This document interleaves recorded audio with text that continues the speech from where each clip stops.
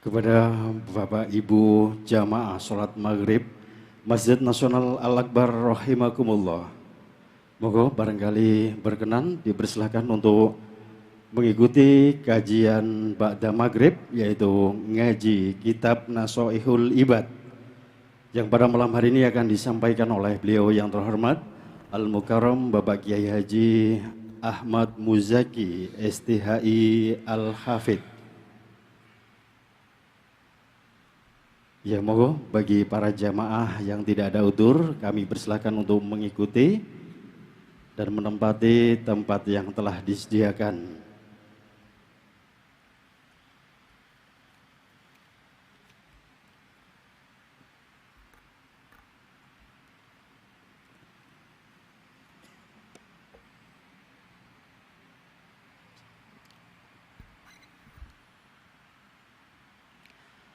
Assalamualaikum warahmatullahi wabarakatuh. Bismillahirrahmanirrahim. Alhamdulillahirabbil alamin wassalatu wassalamu ala asrafil anbiya'i wal mursalin wa ala alihi wa sahbihi ajmain. Amma ba'du.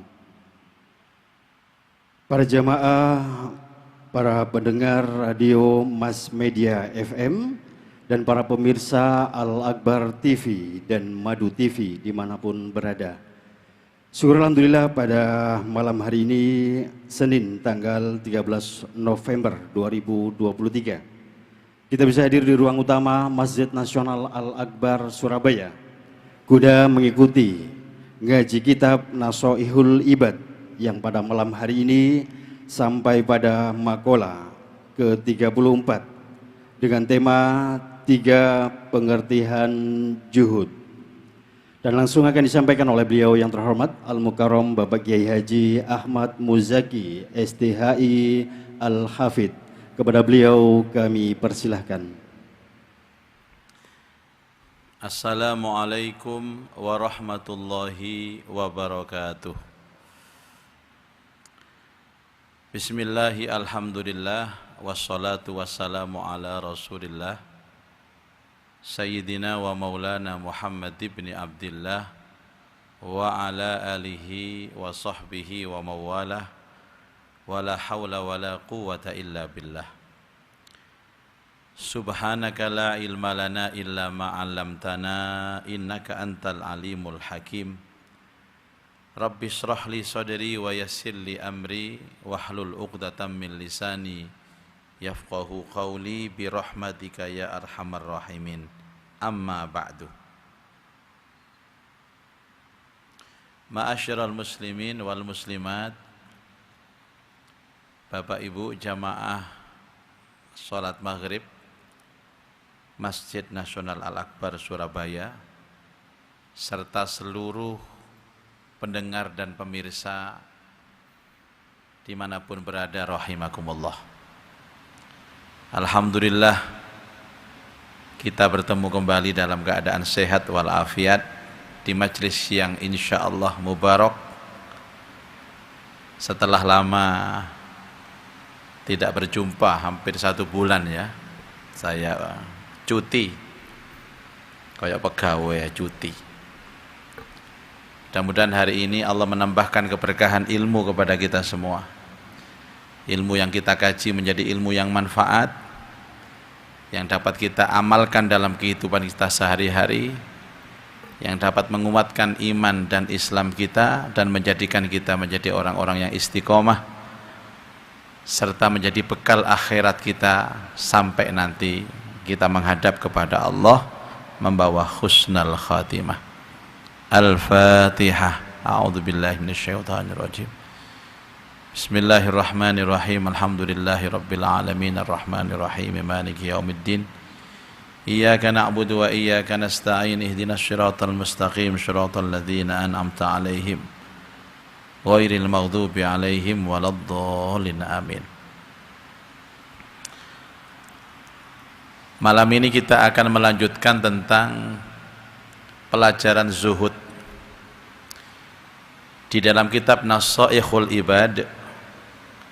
Di makalah yang ke-35 kemarin kita sudah mendapatkan penjelasan bahwa Salah satu bentuk zuhud itu tarkul kalam, menghindari banyak bicara. Ini sudah kita jelaskan, kecuali yang memang benar-benar perlu dibicarakan. Tarkul kalam illa ma la budda minhu. Ini gak perlu mboten ngomong. Yang kedua adalah watarkud dunya, meninggalkan atau menghindari kesenangan dunia. Kalau luwih seneng nek nerjemahno tarkul itu ya bukan menghindari ya, yang benar menghindari. Kalau meninggalkan koyo sawangane gak gelem donya. Kecuali yang perlu-perlu saja. Ya sak botone. Kemudian yang ketiga watarku mukhalatatin nas, dan menghindari bergaul dengan manusia kecuali seperlunya saja. Ini kalau nak perlu nih nggih mboten usah nonggo, kalau nak perlu nih gak usah ngopi, Pak, bendino ngopi ae. Sampai wireng wajahe koyok kopi. 3 ini saya kira terapi bagaimana kita bisa zuhud.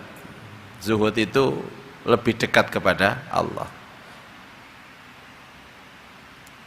Nah, kemudian kita akan melanjutkan wan nasu, adapun manusia iku tangqasimu, terbagi ila arba'ati aqsamin, terbagi menjadi 4 bagian. Ini kita sudah mulai belajar bagaimana menilai manusia. Ya, tentunya menilai diri sendiri. Manusia itu ada 4. Kama qalahu Sayyidi Abdul Qadir Al-Jilani, sebagaimana yang pernah diucapkan oleh Sayyidi Abdul Qadir Al-Jilani qaddasa sirrah, semoga Allah mensucikan ruhnya, Syekh Abdul Qadir Al-Jilani. Yang sering kesini ini cucunya Pak Bu. Jadi beliau itu punya cucu 2 yang sering ke Indonesia. Pertama Syekh Fadil namanya, yang kedua Syekh Afifuddin. Dua-duanya saya pernah ditakdirkan bertemu. Cuman dulu menurut Gus Dur ini kan pernah sekolah di Irak. Nah, makomnya Syekh Abdul Qadir ini aja di Irak, di Baghdad. Di antara 2 cucu ini yang paling mirip wajahnya dengan Syekh Abdul Qadir itu yang Syekh Afifuddin, yang pernah diundang oleh Ibu Gubernur ke Gerahadi. Waktu itu saya diminta untuk mendampingi beliau. Wajahnya itu katanya Gus Dur mirip dengan datuknya, dengan buyutnya Syekh Abdul Qadir Al-Jilani. Salah satu waliullah, salah satu ulama besar, dan beliau juga mengajarkan kepada kita tentang tarekat atau tentang ajaran-ajaran pensucian jiwa. Tasawuf, kadang orang nggak mau tasawuf, istilahnya boleh diganti tazkiyatun nufus, pensucian jiwa. Kemarin waktu di Turki saya juga singgah ke salah satu makom ulama besar, waliullah juga pengajar tarekat dan sufi, namanya Asy-Syaikh Jalaluddin Ar-Rumi, yang mungkin sering kita ikuti. Biasanya ada tari-tari sufi itu. Beliau yang menyatakan tentang bagaimana kaidah-kaidah cinta di dalam agama. Dalam sebuah kalimatnya beliau menyatakan sesungguhnya agama itu adalah cinta. Makanya kalau ada orang beragama kok membenci, maka agamanya telah hilang. Wong niku nek geding ambek wong, agamanya hilang. Apa maneh geding ambek bojo, tambah wilang. Jero, Pak. Kalau sudah masuk ke wilayah tasawuf atau wilayah pensucian jiwa ini, jero. Tapi semakin jero itu justru orang akan mendapatkan kedamaian. Beliau pernah mengilustrasikan kecapi itu kalau kosong nyaring bunyinya. Sama dengan manusia, kalau perutnya kosong mesti ngeroweng aja, nyaring. Banyak bahasa-bahasa cinta itu. Nah kita ini sebenarnya Pak, kitab yang kita kaji Nasoihul Ibad ini adalah kitab tentang pensucian jiwa yang paling dasar. Yang paling dasar. Nanti ada di atasnya namanya kitab Al-Hikam. Wah itu wis dukur iku rek. Gak wani maca kula sian. Kula sik ngamukan ya Pak. Nek sik ngamukan gak oleh maca iku sian. Iku bagus sing gak tahu ngamuk masih didoni wong wedok bojo iku lho gak oleh ngamuk. Saged ta kira-kira? Ya kula idoni balik yai. Di atasnya lagi ada Ihya Ulumuddin Imam Al-Ghazali. Kalau jenengan sudah di situ, sudah. Kebahagiaan dunia ada dalam genggaman. Wis gak ono tendensi uang, harta, kedudukan, gemerlap dunia, wis gak ono tendensi plus. Itu bahagia betul Pak, bahagia. Kapan awak-awak nih sampai usul ke makom itu? Ya tentu harus melalui tangga-tangga, dan kita sekarang sudah menapak tangga itu. Ini kan kitab tasawuf yang paling rendah, tangga yang paling bawah niki kitab niki. Mulane belajar mulai yang paling bawah ben mboten kaget. Engko guru gak tahu ngaji, iki gak tahu ngaji, ku langsung jos Al-Hikam, stres. Akhirnya lolo tengok nang kuburan naik jebusi golek togel. Ya Allah. Apa dawanya Syekh Abdul Qadir? Manusia itu ada 4.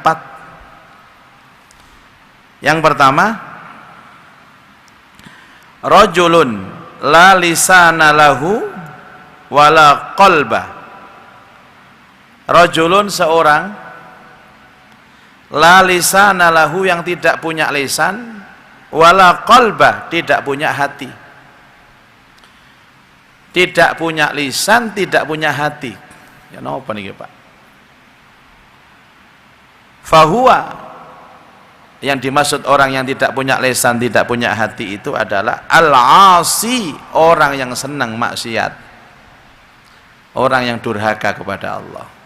Orang maksiat itu diperintah malah tidak dijalani, dilarang dilakukan.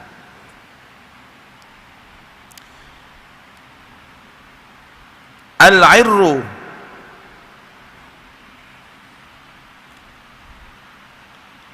orang yang suka menebar kebohongan.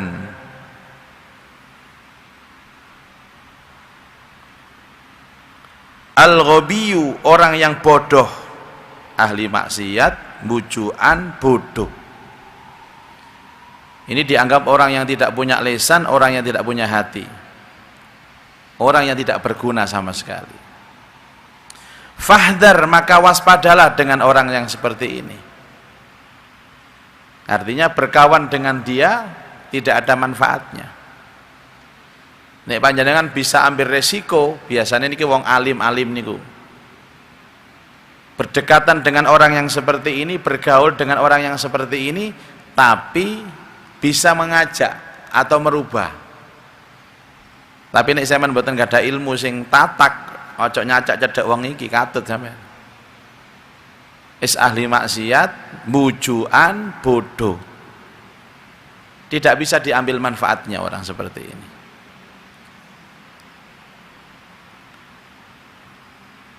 Fahdar antakuna minhum, maka hati-hatilah kamu, waspadalah kamu, antakuna minhum, menjadi bagian dari orang tersebut, wala takum fihim, dan jangan berdiri fihim bersama dengan mereka. Jauhi orang seperti ini Pak, jauhi orang yang seperti ini. Lah panjenengan boten dengan alasan toleransi, alasan tetonggo, akhirnya mengorbankan prinsip-prinsip ngeten iki ya. Makanya nggak sampai-sampai kita tujuan hidup ini, Pak. Di WA tonggo, monggo Pak, ngopi Pak. Enten karaoke ini niki weco niki. LC ini ayu-ayu. Waduh, tepak wis. Mboten kula walah ngoten tok, mboten bendino ae kok. Awak dhewe lak tangga sih ya, sebagai tetangga saling menghormati, saling toleransi ya ndak ada. Kan bisa kita menolak dengan kalimat yang halus. Seperti sing kata Pak kula tasih enten tugas minjing teng kantor ngapunten sing kata. Wes, gak asik sampean gak asik. Nggih mboten napa-napa mboten asik nggih, ngoten mawon kok dipikir sampean niku. Sampean matos kanca lintune mawon niku lho. Enten isin Mas Dugel kali Mas Bondet niku tasih nganggur niku.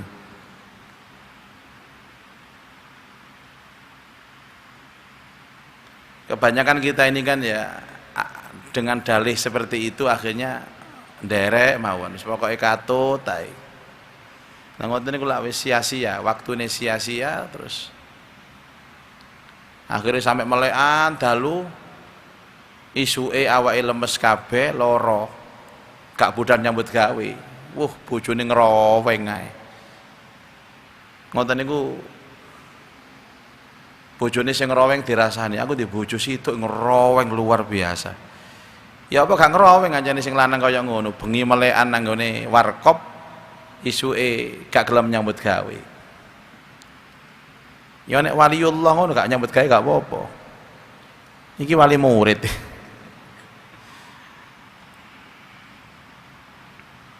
Fa innahum maka sesungguhnya mereka orang yang tidak punya lisan, tidak punya hati, iku ahlul adzabi, termasuk orang yang akan mendapatkan siksa dari Allah. Bagaimana kita berdekatan dengan orang yang mendapatkan siksa ya? Pasti kena siksa. Yang kedua, warajulun, dan seorang laki-laki lahu lisanun bila qalbin. Dia punya lisan tapi tidak punya hati. Siapa dia? Fayantiku, orang yang selalu mengucapkan bil hikmati, dengan kalimat-kalimat hikmah, seneng ngomong, seneng nuturi, seneng pidato. Wala ya'malu biha, dan tidak pernah mengamalkan apa yang diucapkan. Yada'un nas, yada'u, dia mengajak an-nasa kepada manusia, ilallahi ta'ala, kepada Allah Ta'ala. Wahuwa, adapun dia yafirru minhu, lari dari ucapannya. Senengane ngongkon tok pokoknya Pak, ngongkon sodako tapi awake gak tahu sodako, ngongkon sholat gak tahu sholat. Jenenge wak sabar tapi ngamuan. Ini orang yang punya lisan tapi tidak punya hati. Nggih ngapunten Pak, niki penyakite mubalek ngeten niki Pak. Senengane ngomong ae. Ya ayyuhalladzina amanu lima taquluna ma la taf'alun kabura maqtan indallah. Hei orang-orang yang beriman, kenapa kamu mengucapkan sesuatu yang kamu tidak pernah melakukannya? Padahal perintahnya itu ibda binafsik, mulailah dari diri sendiri. Ini karakter manusia yang kedua. Bagaimana kata Syekh Abdul Qadir menghadapi orang seperti ini? Fab'ud minhu, jauhilah orang seperti ini. Li alla yakhtafuka, agar supaya kamu tidak terbakar, tidak hancur, bila dzidzi lisanih, dengan indahnya ucapannya.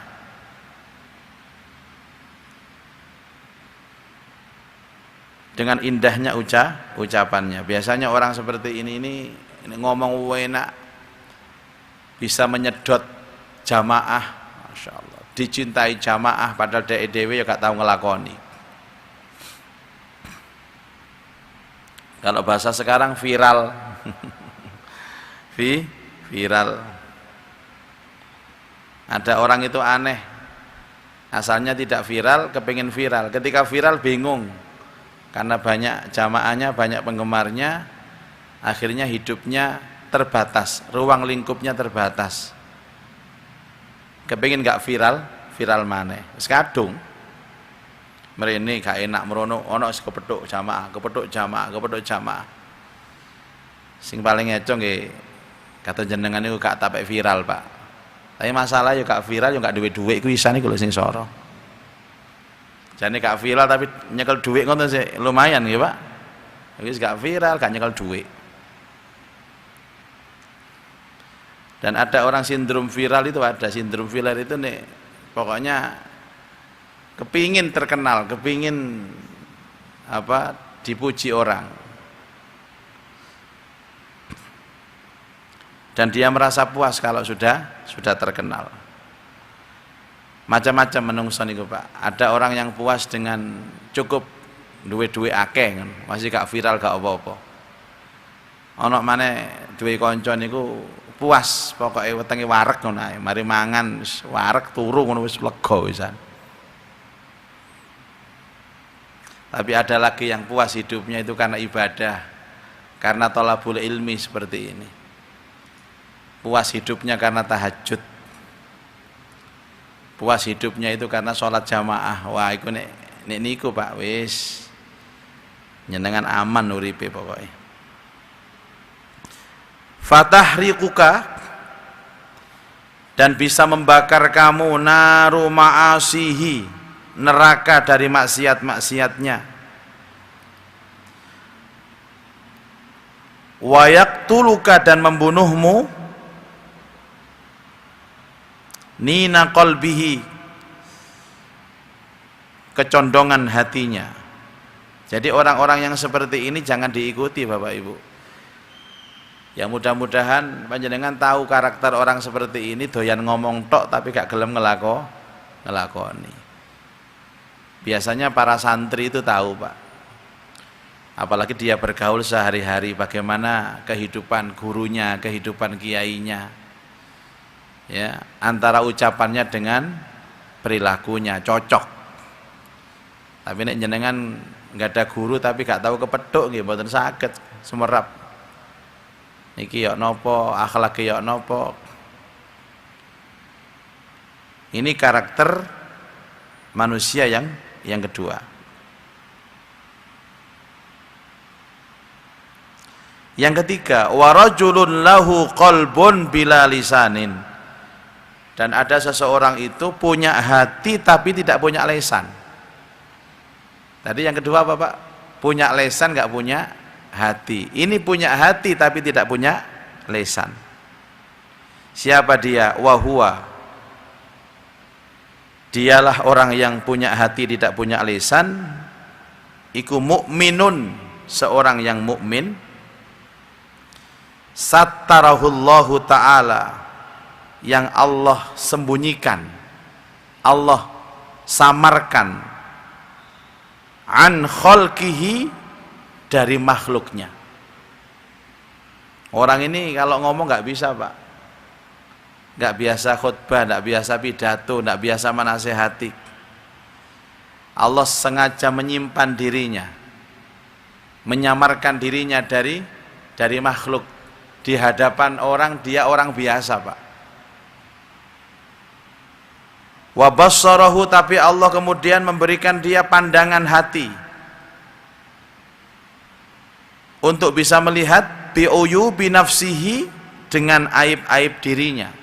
Hari-harinya niku lebih sibuk untuk metani awake dhewe, kekurangannya sendiri, aibnya sendiri. Sampai mboten kober ngomong ya Mbak ini, Pak. Wa nawwara qalbahu, dan Allah menerangi hatinya. Wa arrafahu, dan memberikan dia ma'rifat,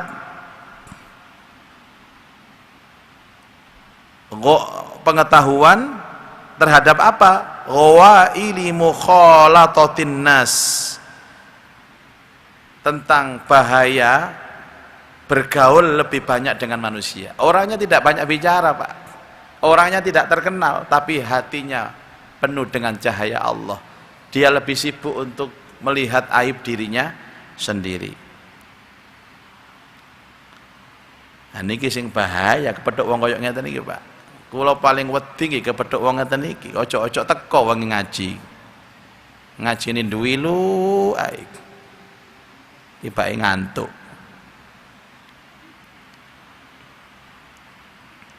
Dan orang ini biasanya orang biasa, profesinya biasa, nggak nyongkok, kadang-kadang tukang kebun, kadang ojol, tapi hatinya terang, Bapak Ibu. Orang tidak tahu memang Allah menyamarkan orang seperti ini, nggak terkenal, nggak viral. Apa kata Syekh Abdul Qadir, kalau kalian melihat orang seperti ini, orang yang diberikan pengetahuan betapa bahayanya kumpul dengan manusia, wasyu'umul kalam, dan betapa bahayanya orang itu berbicara, fahadha rajulun waliyullahi ta'ala, dia adalah walinya Allah. Kalau nanti didhawuhi guru, kiai, jadi wali Allah yang seperti ini di muka bumi ini jumlahnya lebih banyak daripada wali Allah yang ditampakkan. Waline Allah sing disamarkan, sing disembunyikan niku luwe akeh timbang waline Allah sing ditampakkan. Apakah setiap ada kiai yang dianggap ini kiai dieluk-elukan oleh umat dia wali Allah? Belum tentu, Pak. Banyak waliullah itu yang disamarkan sama Allah. Dan hanya orang yang memang diberikan anugerah wali yang bisa mengenal dia itu wali. La ya'riful wali ilal wali. Niki bahaya niki, Pak. Gak ketok ternyata dia adalah orang yang dekat dengan Allah. Wong iki mboten dayani kelambine ya kaya wong biasa. Kadang dia juga ikut bekerja di pabrik. Napa enten wali kerja nang pabrik? Ya mungkin ada ya orangnya disamarkan oleh Allah seperti ini. Mahfuzun, Allah menjaganya.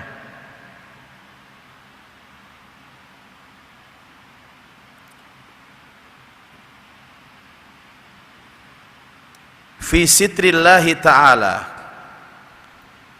di dalam menyimpan Allah Ta'ala. Jadi orang-orang seperti ini Masya Allah Bapak Ibu, ini yang luar biasa.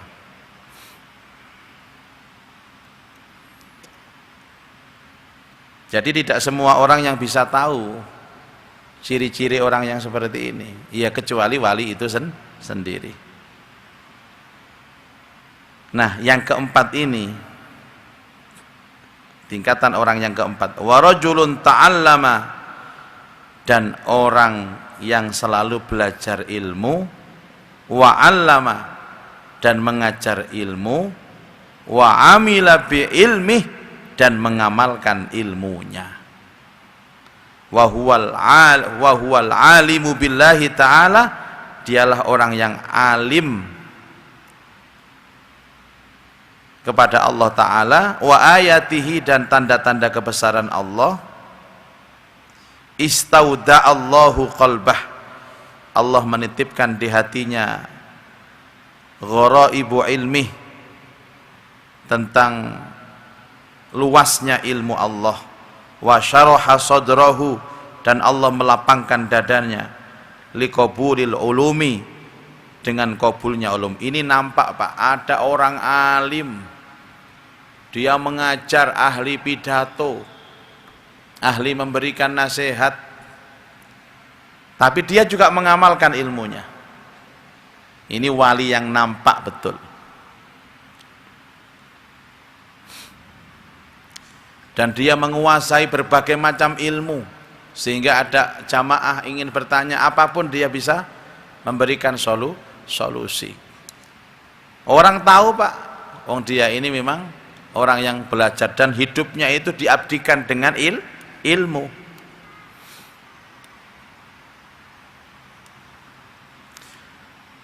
Nah, terhadap orang yang seperti ini, fahdhar, maka waspadalah, antu khalifahu, bagi kalian untuk menyelisihi orang ini, Jangan macam-macam dengan orang ini, Pak. Kalau orang ini sudah mengucapkan kata-kata merah, ikuti merah, biru, ikuti biru, hijau, ikuti hijau. Jangan pernah kita itu membantah ucapan-ucapan orang seperti ini.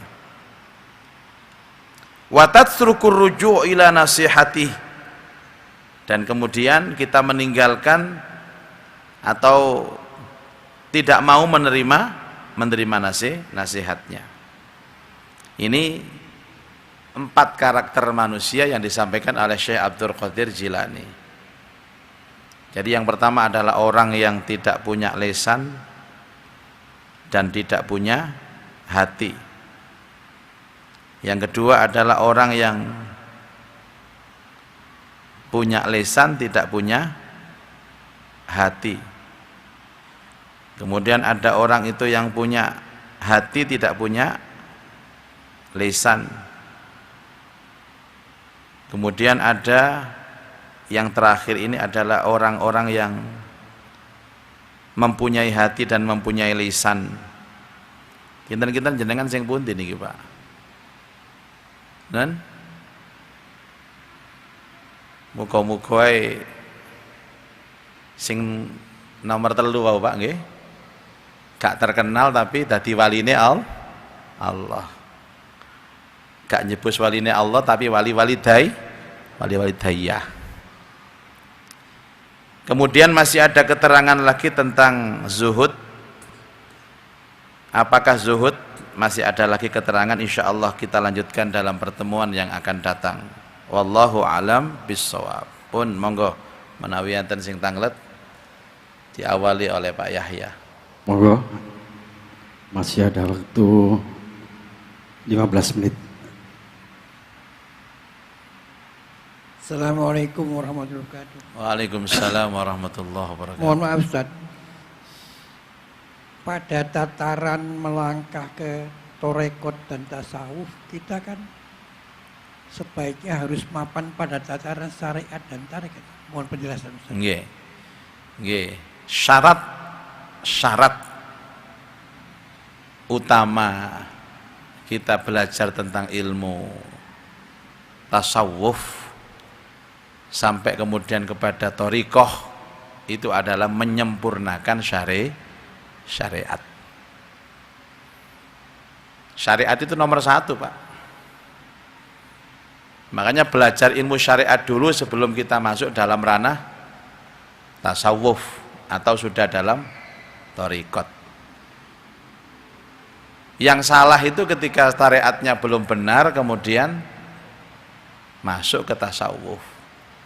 Sehingga dia mendengar ada gurunya, oh aku duwe kiai, duwe guru luar biasa, walaupun tidak pernah sholat, beliau ini selalu dekat dengan Allah. Wis rusak iki, rusak. Ini pentingnya syariat, Pak, supaya kita bisa ada bentengnya. Kalau nggak ada kiai ini kok angger Jumatan mesti teng Masjidil Haram Mekah. Makanya mboten nate yai kula niku Jumatan teng kampung-kampung mboten nate.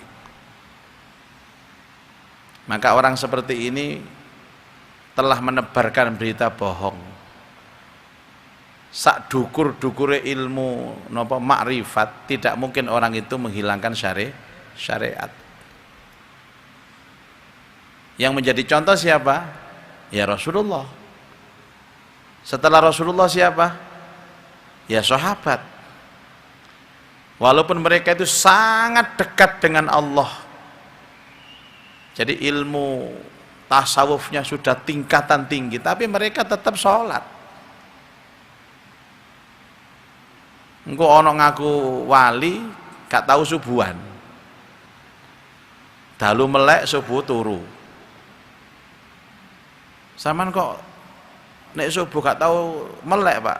Lho aku iki ketokane turu rek mripatku. Atiku sing melek. Waduh. Ngene iki.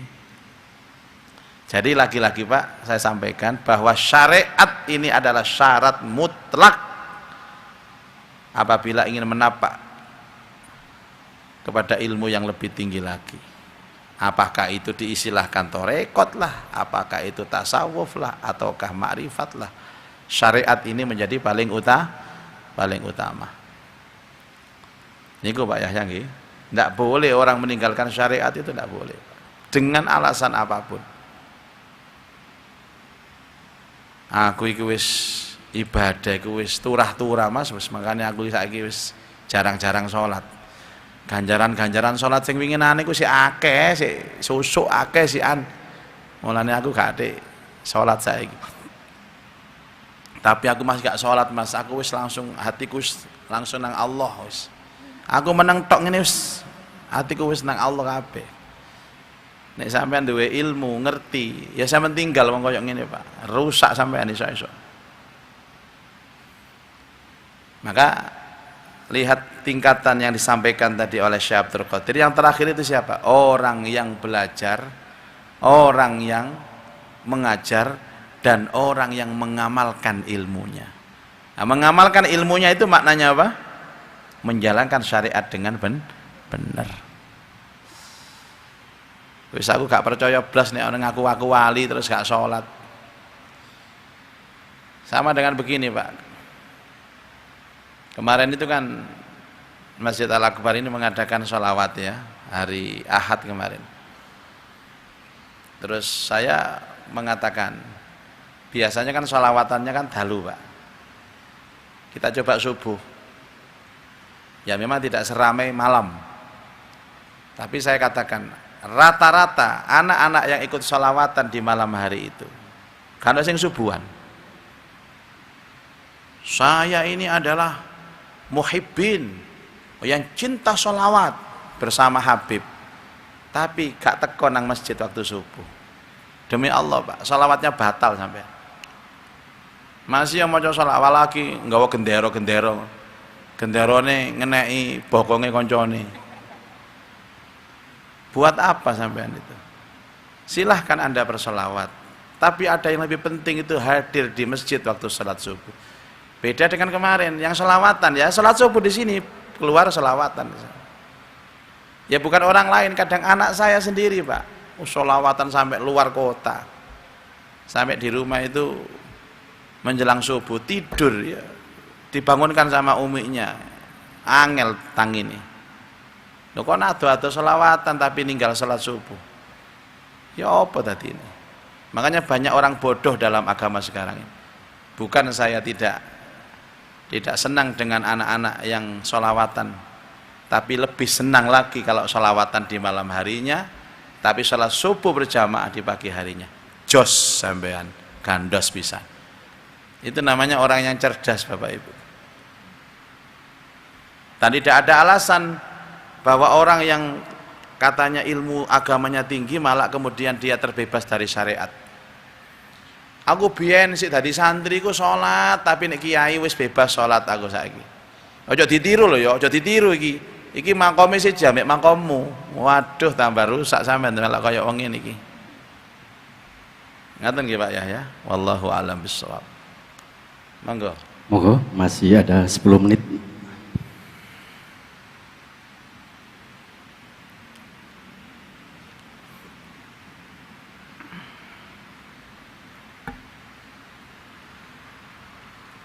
Assalamualaikum warahmatullahi wabarakatuh. Assalamualaikum warahmatullahi wabarakatuh. Mohon izin bertanya Ustaz. Pertama, di masyarakat itu sering kalau mengadakan hajatan itu ada musiknya, dangdut, koplo atau gitu. Musik dangdut koplo. Ya, kalau pas hajatan nikahan misalnya gitu ya. Nah, saya pernah mendengar dari salah satu Ustadz itu kalau menghadiri hajatan yang ada musik dangdut misalnya gitu, yang pakaian mini gitu kan, itu haram gitu ya. Itu gimana Ustadz ya? Kita sebagai yang diundang gitu apakah? Karena saya pernah datang undang itu pakainya mini gusar-gusar itu di depan. Sampeyan pernah gitu ngoten? Pernah saya Ustadz. Kula nggih pernah. Terus ya. yang kedua, salah satu tanda orang dicintai oleh Allah itu kan dimudahkan menjalankan ketaatan ya. Misalnya bangun tahajud, terus duha, puasa sunnah misalnya, atau berjamaah di masjid gitu. Nah, itu kalau sudah di level itu bagaimana mempertahankannya atau meningkatkannya Ustaz? Terima kasih. Assalamualaikum warahmatullahi wabarakatuh. Assalamualaikum warahmatullahi. Kalau dari awal tahu bahwa yang mengundang itu ada dangdut koplonya, nggih sampe nggak usah teko. Tidak datang itu tidak datang pas acaranya, tapi datang mungkin di waktu lain atau dangdut koplone wis kokut sampe teko. Begini Pak, karena ada sebagian itu yang keras gitu loh. Keras.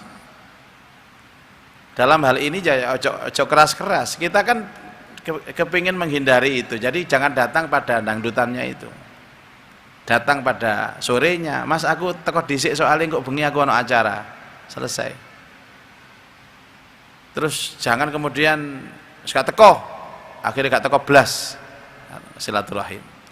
Itu yang pertama. Yang kedua, nek wis kadung ya napa? Sampeyan wis teko, wis mangan-mangan, koplo teko. Ya kita hindari.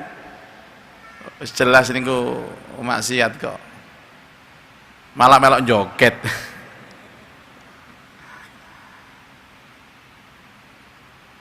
Jangan terlalu ekstrim tapi pokoknya dihindari, ngoten mau dihindari.